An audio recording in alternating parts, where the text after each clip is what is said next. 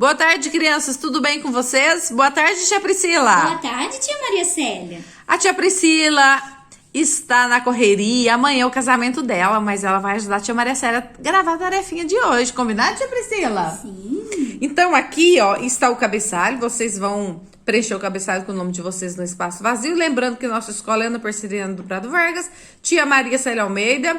Hoje é dia 9, quinta-feira, e você faz parte do Infantil 4A.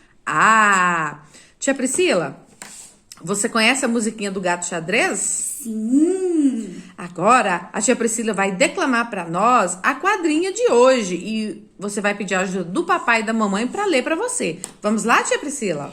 Era uma vez o gato xadrez. Caiu da janela e foi só uma vez. Tia Priscila, que linda essa quadrinha. Você gostou? Muito. Ah, eu também. Agora aqui na questão 2, ó. Procure na quadrinha a palavra gato. Depois tente escrever lá abaixo. Então aqui, ó, você vai escrever o G, o A, o T e o O.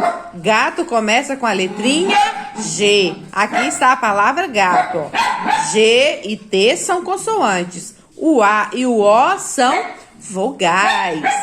Então, com a ajuda do papai e da mamãe, você vai escrever a palavra gato.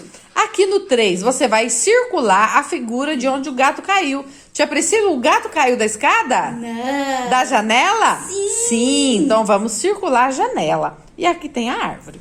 Agora aqui no 4, vamos treinar um pouco mais a letra G. G então, de gato. G de gato. A letrinha G você já está acostumado. Ó, começa em cima, desce e dá uma voltinha, porque ontem a tia Maria Célia ensinou.